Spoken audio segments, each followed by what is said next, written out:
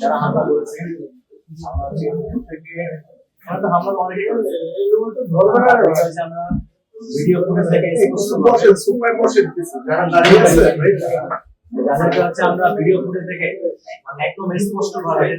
সন্দেহ মুক্ত ভাবে পিওর ভাবে তাদেরকে আমরা সেখানে হচ্ছে একটা কথা আছে এটা এখানে বাইরে আমি হচ্ছে আপনাদেরকে একটা ওয়ার্ড ফাইল দিব সেখানে হচ্ছে আপনার প্রত্যেকের হামলাকারী কেস হামলা অংশ নিয়েছে তার হামলাকারীর সময়ের ছবি আমাকে হিট করতেছে সেই সময়কার ছবি এভিডেন্স এবং তার বিস্তারিত পরিচয় তার বাড়ির প্রায় সেই কোথায় পড়াশোনা করে সাবজেক্টে ডিটেইলস আমাদের থেকে ইন ডিটেইলস এবং তার হচ্ছে ছবি ফেস আইডি